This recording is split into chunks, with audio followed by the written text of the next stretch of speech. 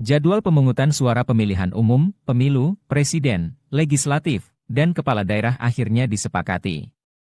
Kesepakatan tersebut diputuskan melalui rapat kerja Komisi 2 DPR RI bersama Menteri Dalam Negeri, Mendagri, Komisi Pemilihan Umum, KPU, Badan Pengawas Pemilu, Bawaslu, dan Dewan Kehormatan Penyelenggara Pemilu, DKPP, di Gedung DPR, Senayan, Jakarta. Melalui rapat itu, diputuskan bahwa Pesta Demokrasi Rakyat tetap diselenggarakan pada 2024, meski sebelumnya sempat muncul usulan penundaan.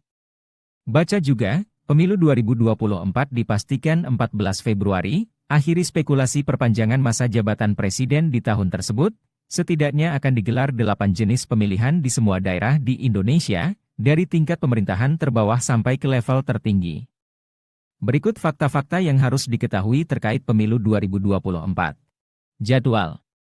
Menurut kesepakatan, pemungutan suara pemilu presiden dan wakil presiden, Pilpres, akan digelar bersamaan dengan pemilu legislatif, Pileg, untuk memilih anggota DPR RI, anggota DPRD Provinsi, anggota DPRD Kabupaten Kota, dan anggota DPD RI.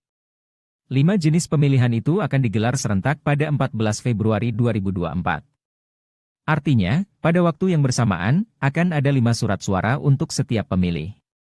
Komisi 2 DPR bersama Mendagri, KPU, Bawaslu, dan DKPP menyepakati penyelenggaraan pemungutan suara pemilu serentak 2024 dilaksanakan pada Rabu, 14 Februari 2024. Sementara, pemungutan suara pemilu kepala daerah, Pilkada, akan digelar 9 bulan setelah Pilpres dan Pileg, yakni 27 November.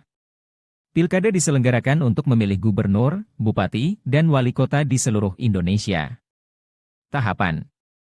Meski jadwal telah disepakati, pemerintah, DPR, dan penyelenggara pemilu belum mengambil keputusan terkait tahapan, program, dan jadwal penyelenggaraan pemilu 2024. Salah satu yang masih jadi perdebatan yakni perihal masa kampanye. Dalam rapat kerja bersama Komisi 2 DPR, Senin kemarin, KPU mengusulkan masa kampanye sekitar 120 hari atau 4 bulan. Dengan usulan ini, maka masa kampanye pemilu 2024 dimulai pada 14 Oktober. Tahapan itu meliputi perencanaan program dan anggaran hingga pengucapan sumpah janji presiden dan wakil presiden juga anggota legislatif terpilih. Beberapa tahapan pemilu sendiri mulai dari pendaftaran dan verifikasi peserta, pemutakhiran dan penyusunan daftar pemilih, lalu pencalonan anggota DPR, DPD, DPRD Provinsi, Kabupaten, Kota, hingga pencalonan presiden dan wakil presiden. Tahapan dilanjutkan dengan masa kampanye, pemungutan suara, rekapitulasi penghitungan suara, sampai penyelesaian sengketa hasil pemilu.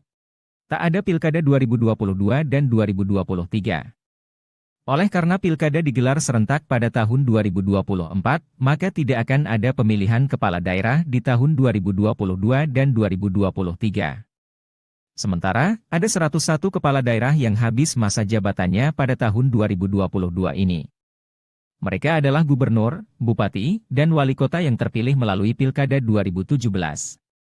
Kemudian, ada 170 kepala daerah yang masa jabatannya habis pada tahun 2023.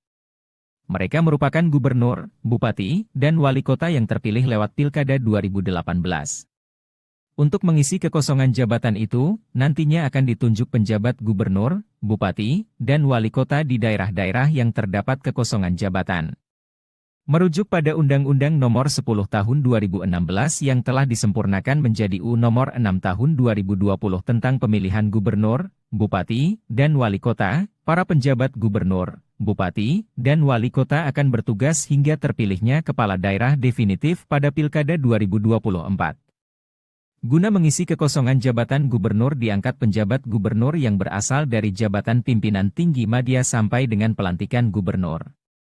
Sementara itu, untuk mengisi kekosongan jabatan bupati wali kota diangkat penjabat bupati wali kota yang berasal dari jabatan pimpinan tinggi pratama sampai dengan pelantikan bupati dan wali kota.